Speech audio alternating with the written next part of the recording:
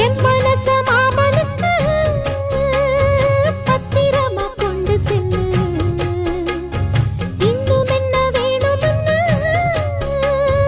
உத்தரவு போட சொல்லு.